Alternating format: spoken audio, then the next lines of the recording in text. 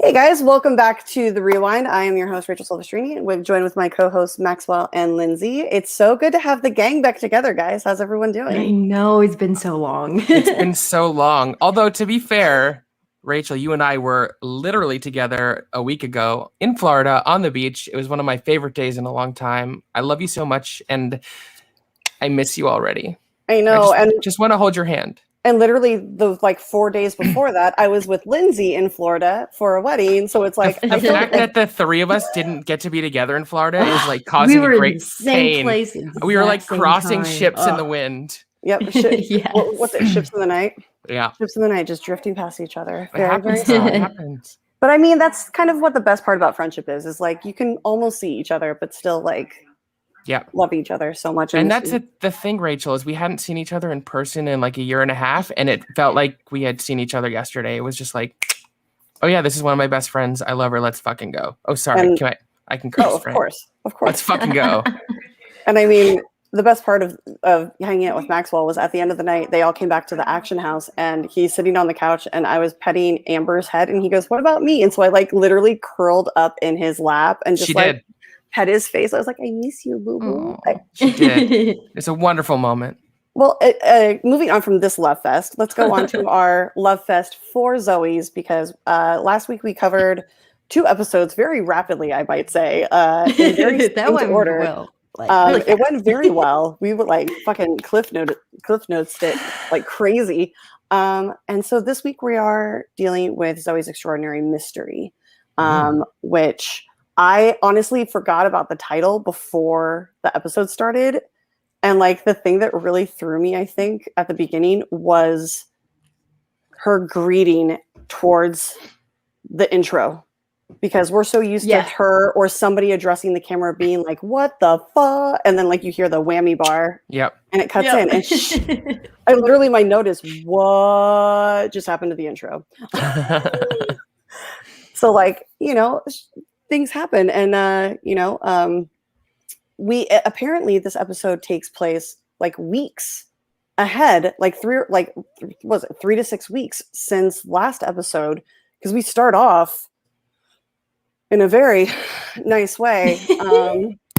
Zoey and Simon are canoodling in bed, and he's got his shirt off, and they're kissing. And I was like, "Wait a minute!" I literally had to be like, "Wait, did I miss a week?" Right, me too. Also, keep the cameras rolling. He is a very fine gentleman. No two ways about it. I love Skylar. Thank you, Becky. Oh, wait, and I would say arguably maybe in terms of emotional connection, Max and Zoey. Yeah. But Simon can get it. But also, she does have that emotional connection with Simon because of their shared loss and or their shared experiences. And it's a very different, but it's literally you can't pick between the two. Just fucking toss a coin at this point. Because it's both of them can sing, both of them can dance, both of them are wonderful, wonderful human beings, and they're both incredibly easy on the eyes. Very true, very true. Arguably one of the most well-written love triangles I've seen in TV in a long time. Because normally there's a clear audience favorite, and there's one that makes more sense. And here they make sense for hers in different ways. They're both good people. They're both attractive. So it's Max, Simon. I don't know. I don't know. Yeah. It's and we also discovered that, not only is Zoey and Simon in a wonderful, sweet little relationship, but we also see that things have blossomed between Max and Rosanna in the most wonderful way. Yeah, they're really sweet. They're so adorable. Cute. Right? You're 2 little kittens. Just a little nerd love. Yeah. Yeah, it's adorable. And then we realize that something is very, very, very wrong when Max opens his mouth and starts singing Alone. Or I'm sorry, Anyone by Demi Lovato. And I have never heard that song. And that rocked me. I was like, "Oh my God, what's wrong with Max?" I'm a huge Demi Lovato fan, and I am aware of her personal plight and the context for her of that song. So then to hear Max singing it and how beautifully Skylar sang it and emoted, and you could feel the pain in his voice, I was like, yeah, what did we miss? Why is Max in so much pain? This is not right. And then breathtaking work from Skylar, but also I was confused. I was like, why is he so sad? I was so angry with the writers. I was like, why are you jumping weeks ahead and we don't know what the hell is going on with Max? I'm like, I wanted to shake him and like send Austin a very angry DM. but I held off because I trust these writers. I was just in the moment very angry. And then, he says that everything's fine because like, Zoe's completely taken aback. And so she's like, is everything okay with you? And he's like, yeah, everything's fine. And like, there's nothing on his face to prove otherwise. Like, there's no hint of lying. And she's like, all right. And they go off and, where do they go? They go to which is somewhere I desperately want to go. Like, I know. Can we go to Happy Time Funland? Yes, I want please. to go. I love carnivals. I like rides. I like playing those games. Like, I want to go. Take all my money, please. I want to go on a Ferris wheel and try and hit a milk crate with a ball and win a crappy stuffed animal. Yes. And give it to my boo. Although I would love. Well, we'll get into that later. We can. We can for sure, especially with this episode. Yes. So then everything, we don't really know what's going on. And then Zoey goes over to her mom's house and talking about like the dinner party that she was prepping for, and how she like wants to find happiness with, like her friends again, because it's been really awkward. And I think that Maggie 100% deserves all the happiness in the world, as I'm 100% convinced that every person who watches this or has even like looked at Mary Steenburgen, you're like, you deserve all the happiness in the world. Yes. And they kind of hang out in the kitchen for a little bit. And then my favorite part, I literally like gasped and like grasped my pearls when Zoey goes over to Moe's and she's wearing that Sandra D wig when they're going over to the clairvoyant. Was that what she was? Clairvoyant? A medium. A medium to go talk to her dad. And by the way, I just want to say, since I wasn't here last week to talk about the other 2 episodes. Oh, yeah. The fire marshal. Holy shit. I was sold on him, and then he opened his... As if this cast was not already maybe the most attractive cast on TV. They had to bring him in, and my jaw dropped. And I'm not even just talking about his physical look, but like he just radiates this raw sexual energy. Yeah. I was like, oh my God, dude. He has this power about him and this self-assuredness. Like that is a grown man. Exactly. He carries himself like a man. Yeah. Mm-hmm. And then he opens his mouth to sing. And I was like, why is there another level of amazingness with this guy? Yeah, I think at this point that everybody who just gets hired, like it is the most talented cast of all time. Yeah. Like acting, singing, dancing, like they have to have it all and do it repeatedly. Like I'm blown away by the casting of this. Yeah, sorry, I lost my notes. Yeah, so we get the hot fire marshal, and so Zoe's going to talk to a medium to go talk to her dad. And so she gets his watch, and I just love the fact that Maggie and Mitch had like they were kind of dirty. They were kind of spicy because she's like, "Don't read the joke. It's a like it's a thing." And then she hands the watch over to the medium, and she's like, "Oh, that's spicy." And I'm like, "What's the joke? What's the instruction? I want to know." I know. I'm like, "Ooh, now I'm curious." Like, share, please. And so that's really, really fun. I do love. And so they go back and they're trying to figure out who this M person is that she's talking about, because there's legit, like, I didn't even realize how many people in this series have names with M in them. Right. Yeah. Like it's every single person. Everyone. Everyone's a suspect, which is actually something that we discover because of the songs that start getting sung. And Maggie sings "One Is the Loneliest Number" by Three Dog Night. I'm sorry, the Spark Point team does.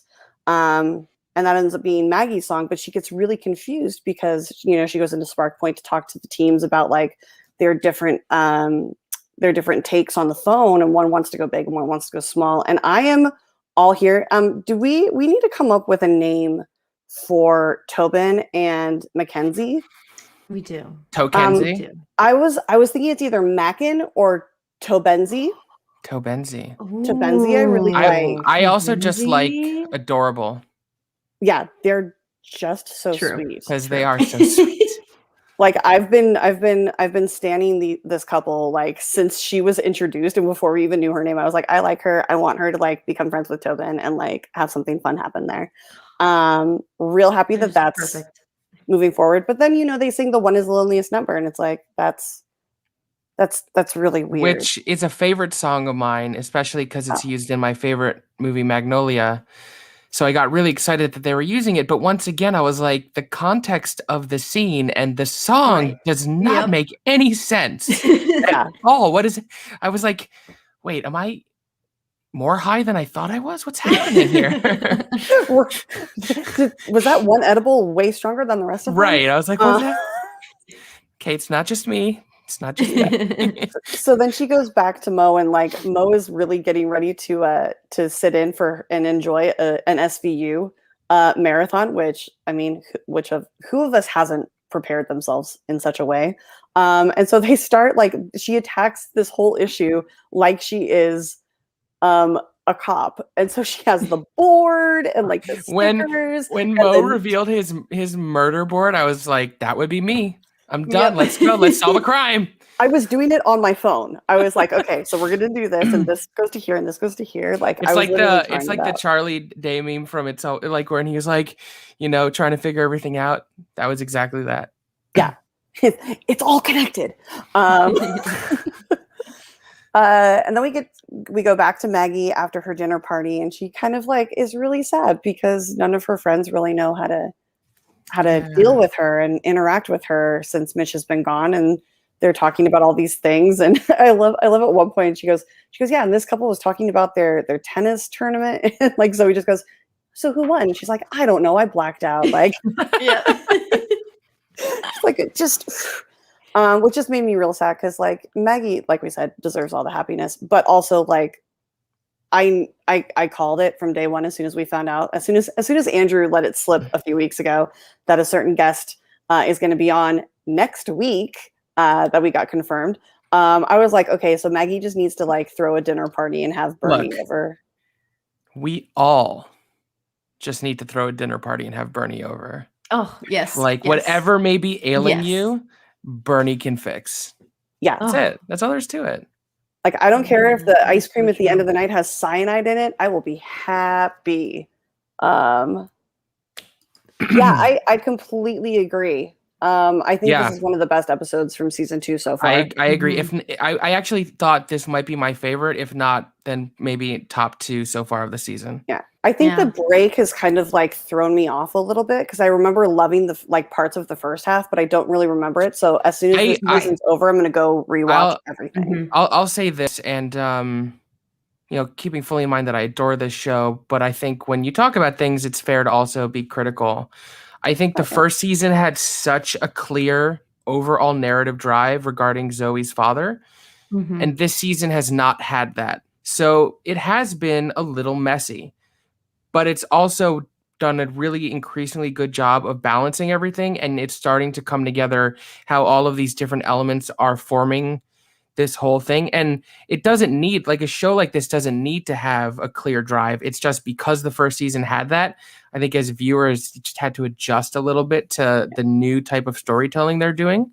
I'm still thoroughly enjoying it. And this episode, it really feels like everything is clicking and all these characters and stories are coming together towards, unfortunately, now we're approaching the last few episodes of the season. There's 4 left. Is there? 10, 11, 12. No, there's only 3. This was episode 9. Unless they're doing 13. I thought they were doing 13 this season. I mean, I'm all for. Give me all of the episodes. Give me all of the storylines. And all the songs. Oh, the yes. songs. This is One Is the Loneliest Number was actually the 100th song that was performed on the show. And this had some of my favorite musical numbers, and I'm sure we'll get there, but yeah, one musical number in particular is maybe the funniest musical number the show has ever done. We will. It made me so happy. I was ready to fall out of my chair, and the the gusto with which John Clarence Stewart approached the number slayed me. To have to be in that position as an actor, to have played a character that has mostly been like sexy and sincere and stoic, and then to just like throw away all your inhibitions and like writhe on the floor and sing "What Did the Fox Say?" I was like, this is it. Let's go. Like, yes, the commitment level that he had for that song. Like, it's been so long since I've seen anybody throw it in that hard. Sorry, phrasing. But he's just Rachel. Do you want me to come back to Florida? Let's come hang out. But it was amazing, and he did such a great job. But then we realized that like all of the songs are getting mixed up. Mm-hmm. Like it's literally like Zoey's head is an iPad or an iPod for all of those younger kids. It was the thing that you had to use before your iPhone. It had all of your music on it. It was tiny, a little screen. Some people even had a Zune. I remember Zunes. But it's like somebody took that in her brain and pressed shuffle, and it was amazing to realize that these songs all apply to different characters, but they're being sung by the wrong people. Mm-hmm. And it was really fun to kind of like, it was like a little murder mystery, like Mo was treating it. Like, okay, like from a writerly perspective, a super clever conceit to like subvert the formula. Like there was, I don't remember if it was, when there was the episode where Zoey was singing instead of everyone else.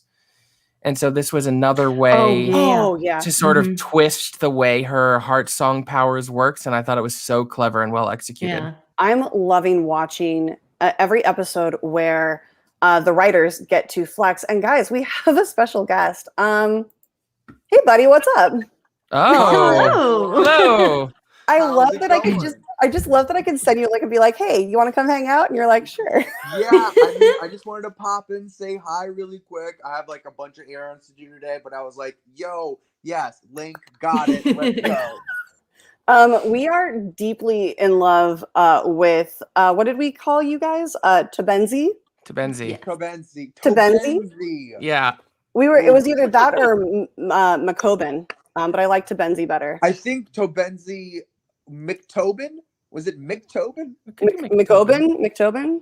Yeah. Or Mackin? I like Tabenzi. I do like Tabenzi. I think it flows better. We'll see what happens with these two, yo. Yeah. So I mean, I've been like pushing your characters in my mind together like since she got introduced to the cast. So I was like, I'm very excited to see that I am clairvoyant. Yeah, it's so interesting to have those two energies actually have feelings for each other, as we saw in episode 8.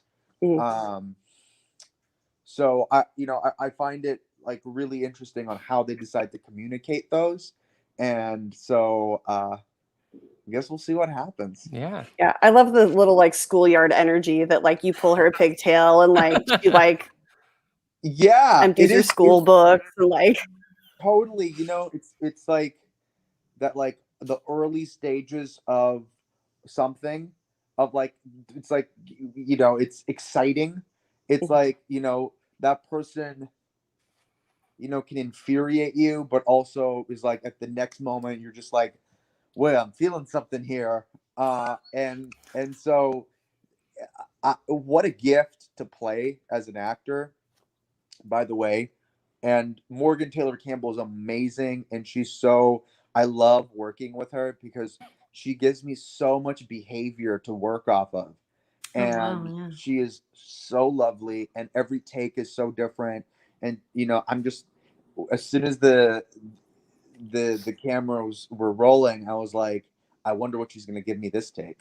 Oh, and that's exciting as an actor. That is exciting. Like, it's so exciting because none of it is like I'm going to say my line like this. I'm like, I wonder, I have no clue how this is going to go. We have the general structure of how it should go.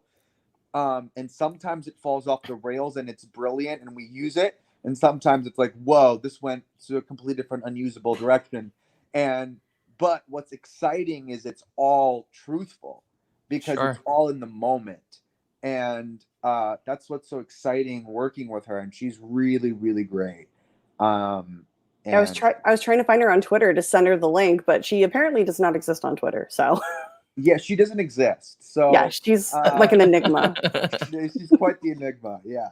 No, she's lovely, and I'm excited for everyone to see how that sort of unfolds. But yeah. Anyway, just want to pop in, say hi. I do gotta do my day, but you guys are all lovely. Oh, thank you, Rachel, Maxwell, Lindsey. Thanks for allowing me to pop in, and I guess maybe I'll see you later next time. Yeah, I mean, I'll send you the link every week. You're more than welcome. Great, thanks. All right, bye, hun. Bye. I just adore him. Yeah, he's so awesome. Effing much. He's so cool. And also like he doesn't know this, but when he's back in San Jose, I'm forcing him to hang out. Like we're just gonna go grab like some coffee and like go hang out at a park. Yeah, it's gonna happen. I don't care. We're gonna be friends. I'll bully my way into his life with my aggressive love. It's fine. What a nice guy. So sweet. Yeah. Where were we?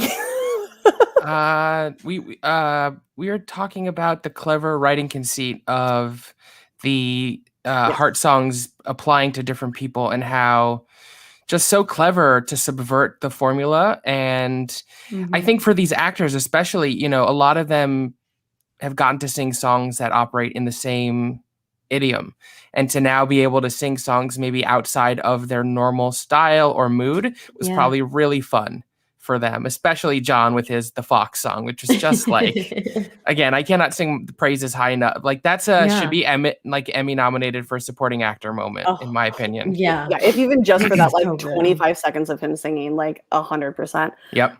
And then we get, Perry is supposed to be spending the night with Mo. Yes. Which I was looking forward to. I was like, okay, so this is just like Zoey's After Dark, because we get Zoey and Simon, and then we get Perry and Mo, and I'm here for all of it. Yes. And then he gets that text, and it starts to feel a little shady.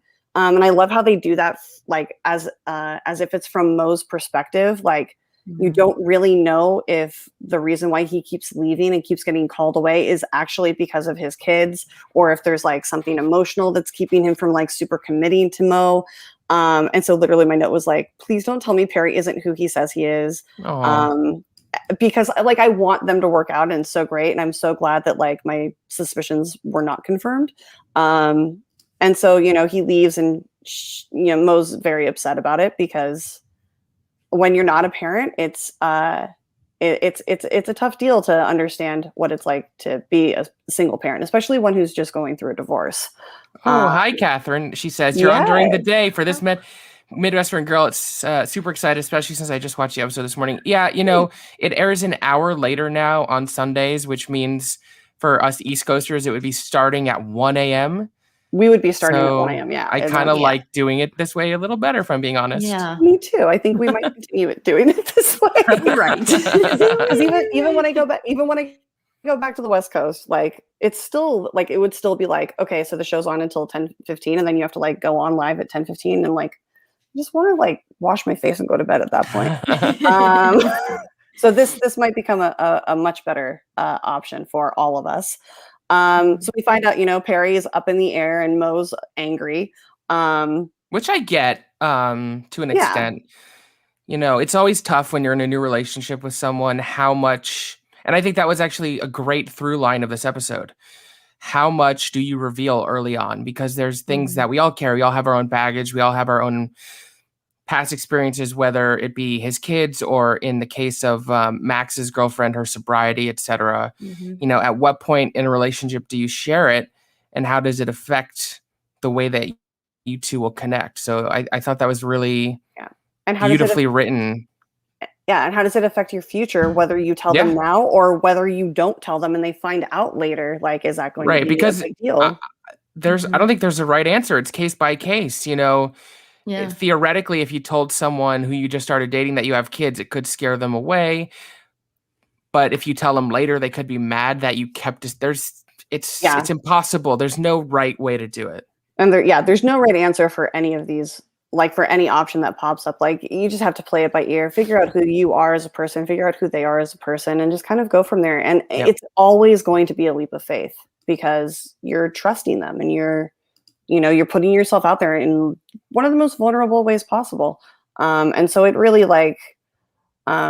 this whole episode was about everybody just kind of like going through that like shuffle step of trust. But I did love something that Mo told Zoey, because like now they figured out that the songs were switched, and everybody they're trying to figure it out. So their main goal was trying to figure out whose heart song was Max singing at the beginning, because that was like such a massive red flag.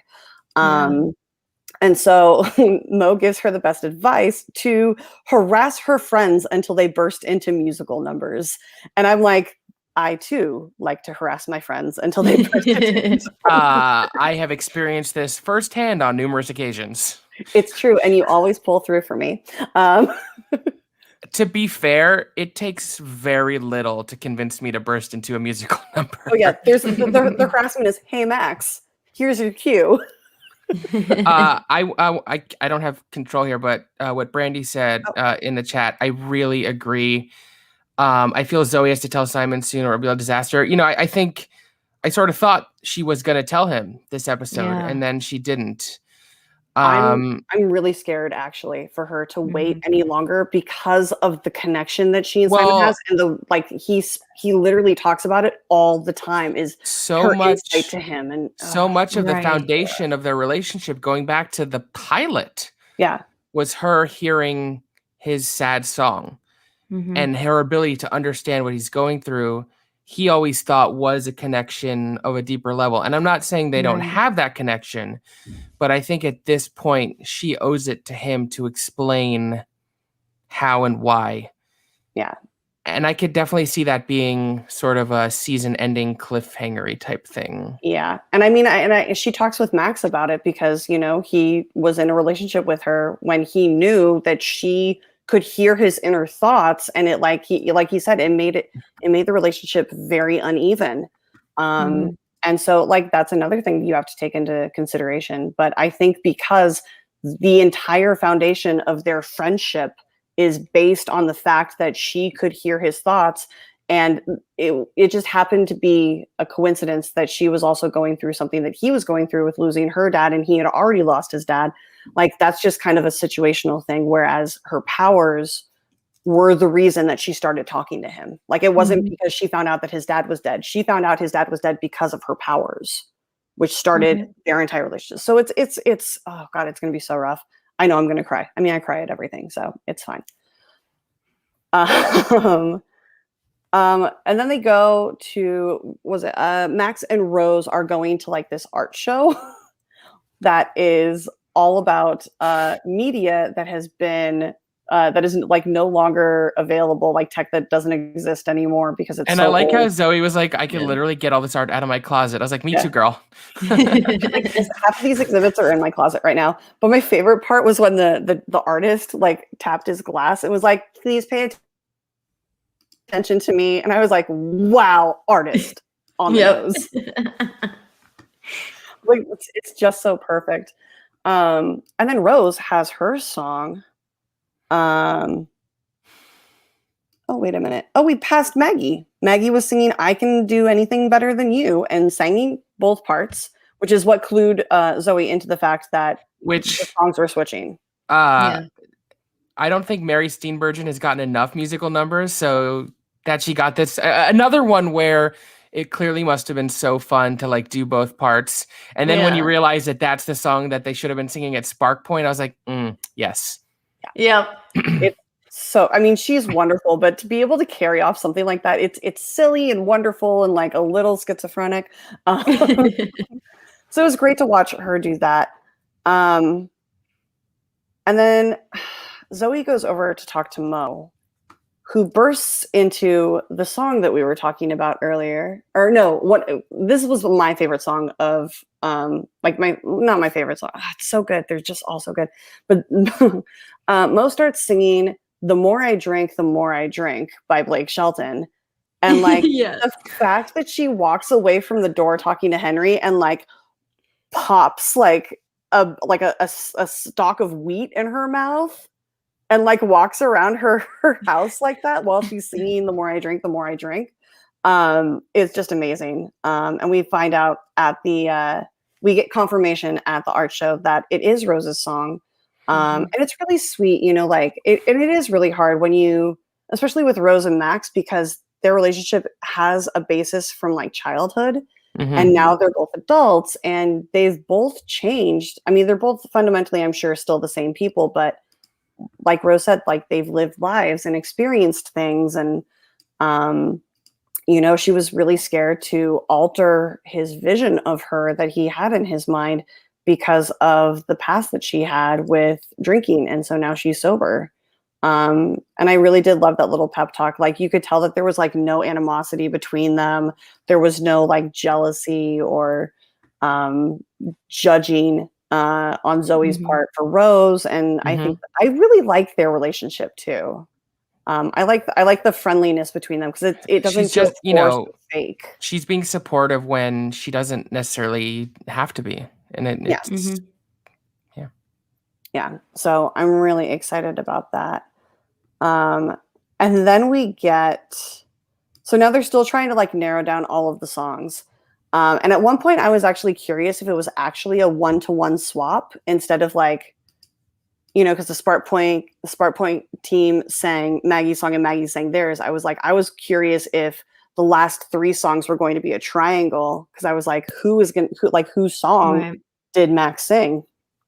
And so we find out that Perry is taking his kids to the Science Museum, which Zoey is nerd enough to have a VIP annual pass to.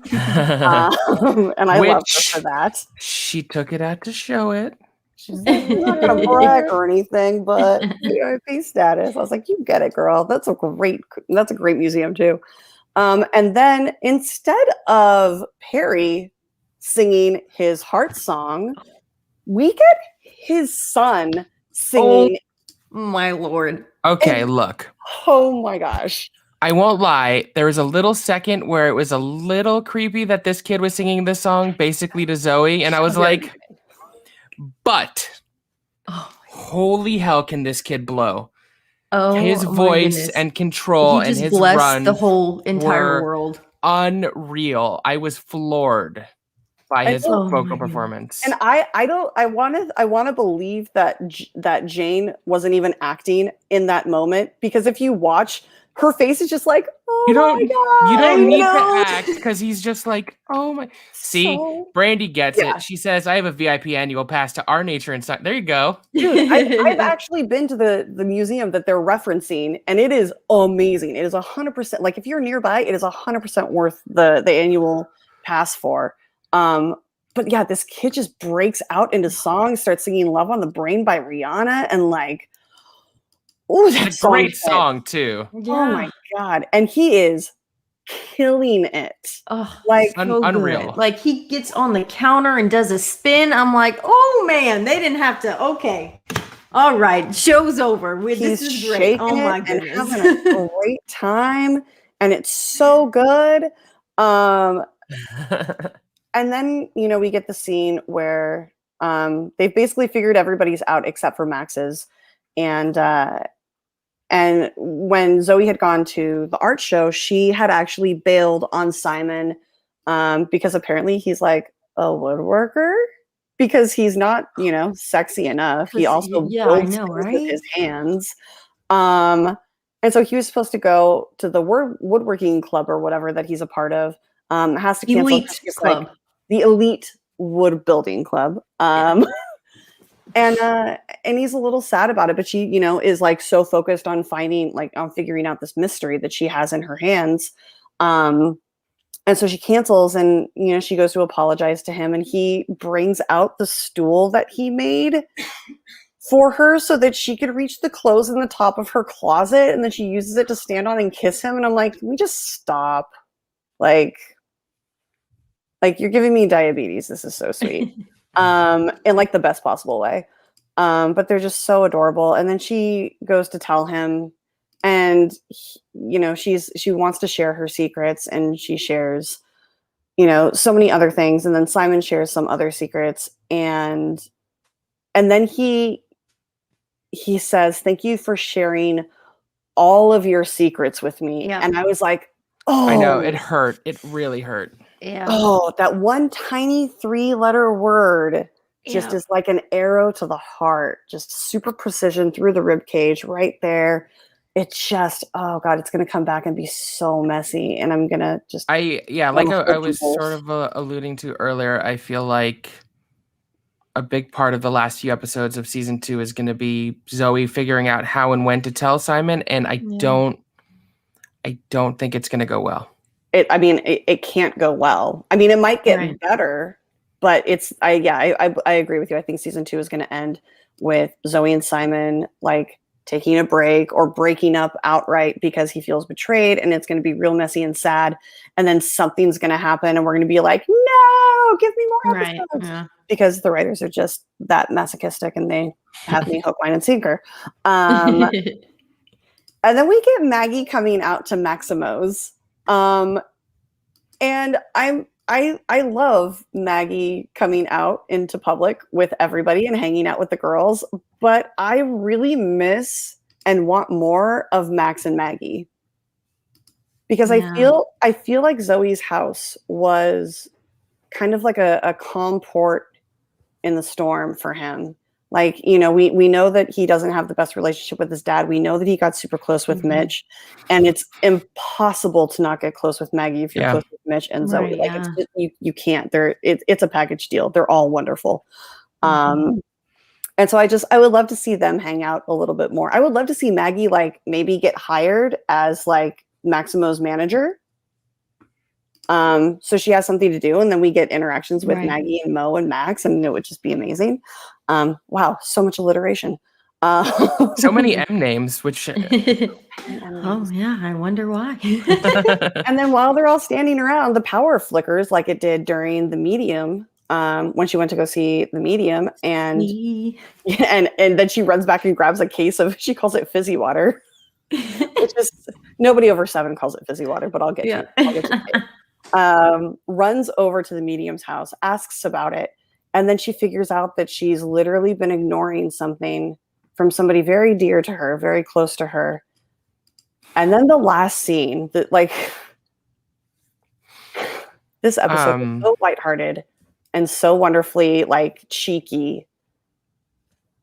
And then we get to the heaviness of it all, and she goes to see Emily, who is exhausted and has dead eyes, and then busts out into singing Rosanna in the most up-tempo, happy-faced way, and it slams into Zoey that she realizes that Max's heart song is hers, and she is hurting in such a way that nobody notices, and she just needs all the help. And when she sits her down and takes her hands while she's still singing Rosanna, and she's like, I'm here and I'm not leaving. I'm like, I love you, and tell me what's wrong.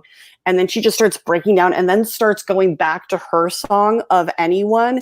Yeah. And the way her voice cracks, and she still sings like, cannot even talk about her right now. Yeah. It's so I'm in a very vulnerable state these days. If you know, you know, and I'm not going to air my shit on this show, but it broke me. I was sobbing. It was devastating. I'm so glad they put it at the end, because I don't know if I would have been able to recover to enjoy the rest of the episode. Yeah. I literally tweeted out to them. Somebody posted about the scene, and I was like, I just want to thank the writers for putting this at the end, because I literally lost my mind for the next 10 minutes. Like I could not function. Yeah. It's just so heartbreaking. And like, dude, guys, we've said it a lot on this show. Being a parent's hard. Yeah. And it takes a lot out of you, no matter if you're a single parent or, you know, you've got a very dedicated stay-at-home parent like she has with David. It's all rough. It's not easy and it's emotional. And I mean, I wonder if they're going to go down, if they're going to take Emily down the postpartum depression route. Right. So we can address that. My thought is that's what we're dealing with. Yeah, I agree. I mean, I hate to say I hope so, but knowing the care that the writers address every issue that they tackle with, I hope that this is an issue that they tackle with the show has always been crafted with such an empathetic hand, and I feel like if it were to dive deep into the postpartum, it would do it with insight and thought. And I think it is a topic that's not discussed enough, and certainly not portrayed in TV. Honestly, the only thing that came to mind that I remember dealt with it in any kind of way was Scrubs.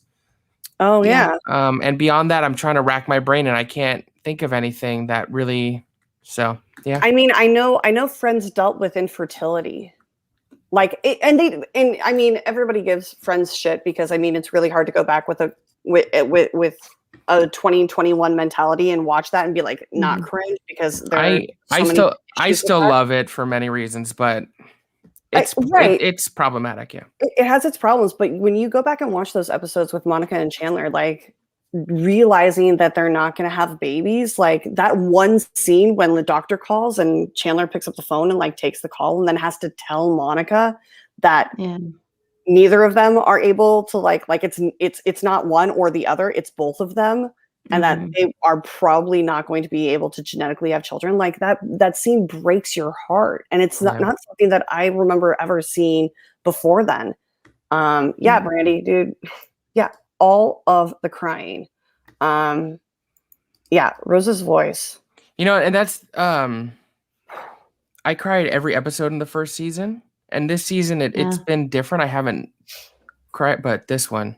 Well, last episode was dealing with grief and all of that. And that was, I mean, especially for me, it was really heavy. But this episode, I think there's been moments that like, it's a regular emotional sad. Yeah. Like, whereas before it was like just super heavy. And I love both levels that they deal with. So they're amazing.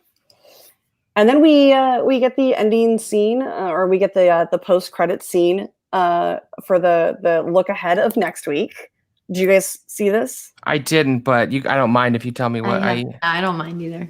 Oh, fucking Bernie's back! Like they confirmed she's coming back. She's coming back. I literally was like still in tears, so I like kind of heard it through my Sony. But all I remember hearing her say is "No, darling, infamous," and I'm like, oh. Bernie, I love her so much. So I'm excited. Queen herself has returned. Yeah, I'm just so excited to see Bernie back and interacting with everybody because she was such a delight in season 1. And I remember when we were talking about it and how much we all really wanted that for Maggie, and like just the relationship that they had was just so pure and wonderful. And like you know, everybody needs a Bernadette Peters in their life to like come in, kind of like acknowledge what they're going through, and then tell them to shut up and sack up, like, you know, like they do it in what was it, The Marvelous Miss Maisel? Tits up, baby. Just yes, move forward. Yes, I am all about more of the programmers. Yes. Yeah, I agree. Give me all of the Spark Points singing. Also, like, I think the dance numbers in Spark Point are some of my favorites. Yeah. Just because there's so much for Mandy to play along with. Not that she needs the space. I mean, we've witnessed this with like literally like a 2x2 kitchen. I'm dying to see what happens. I'm really hoping that eventually they bring in like a sorry, my phone just started yelling at me. I really hope that they do like a swing number. I would really love to see that because we haven't gotten one. And I think at this point, with everybody's abilities, they pushed the boundaries. Like you can literally see the difference between season 1 and season 2 between the actors, like dancing and singing abilities, and how loose they are with everything. And how much better they've gotten. So I would really love to see like a full cast number. Give me my Be Our Guest number with everybody doing a swing number. I think it would be so much fun. Plus, like I just want it to fit too. I want them to be like all dressed up, and I mean I'm a 50s swinging, like I love that pinup era, obviously. So I just want to see a little bit of that in there. I think it would be great. Plus, I would love to see Mo all like dressed up in that era. I mean, we've gotten it a few times, but it always just makes me swoon like crazy. Yeah, I want more of Kapil singing too. I want this whole cast. Like, I literally just want to sit back and watch the cast do just sing me every song. Just do it. Do some dance number. Do all the dance numbers by Mandy Moore. I just love them so much. Well, they're gonna have to try and top their American Pie number. Right. If they can, I don't know. Can they? We'll see. I mean, I think they can if they add more dancing. I think that number was so it was so perfect, mainly because of the setting around it. I did love that they attempted the one shot like that, and they did it. They nailed it. But I would love to see them do like that kind of number, but mixed in with like the Hello Dolly number, where it's just everybody's dancing and like it's still a one shot. I think that they've been pushing themselves like crazy in every aspect of this show, with the writing and the performance and the singing and the dancing. Like they're just constantly expanding and finding new ways to like impress us, and it's almost infuriating how great they are every time that they stretch themselves. It gets better and better every week. You guys have thoughts about the last 3 or 4 episodes that are coming up? I think we've discussed the whole Simon and Zoey issue, which I think we're all kind of on board and see that coming. Like that's a pretty clear train down the tracks that I think we're going to have to address. But anything else you guys see coming forward with like the neighbor boy? Or I don't think that's going anywhere. I think he's a goofball, and Zoey has no interest. He's a child. That's fair. He's an adorable child, but and I like her brother like playing in the band with him and stuff, but I think he's just a distraction and not anything real. I think they could expand that character a little bit, but I would love to see his band play at Maximo's. That'd be cool. Oh yeah, that'll be. I feel like something big has got to happen with Spark Point and Zoe's job. Yeah. Do we think that Joan might be coming back? Maybe. I would love to see. I would Lauren? love to see Lauren Graham back again for sure. I adore her. Although the Mighty Ducks show has been delightful if you haven't watched it. So. It has been. I'm waiting till the end. I like watched a few scenes at the beginning. I'm like, no, I can't. I need to binge this and like just sit in this for like 8 hours. Yeah. But I mean, yes, with the success of that. But I mean, like, even if we get her, like, I'm talking about like not getting her back for like an hour. I'm talking about getting her back for like a season. Like she's coming back to New York, or to San Francisco. I think that would be really interesting if they tried to do that, and then try and find new ways to keep Zoey in her job and also interact with Joan. And I do miss Joan.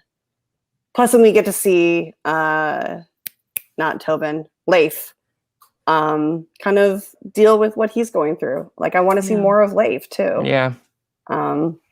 I kind of missed him this episode. I realized literally just now that I don't think he was in it. No. And that makes me a little sad because I love him. He's so sweet with his little like sweater vests and his cardigans. Considering I thought I was going to hate that character when I first met him, and now I've really grown to have a fondness for him. It's I mean, I think we felt that about Tobin at the beginning too. Yeah, and now we were all kind of like, oh, this guy's a douche, and now we're like, we love Tobin. Oh my god! Yeah, exactly. I know, it's like, oh man, just another one of them. And we're not just saying that because Cap came on our show again. Yeah. No, like we've been saying this for a while.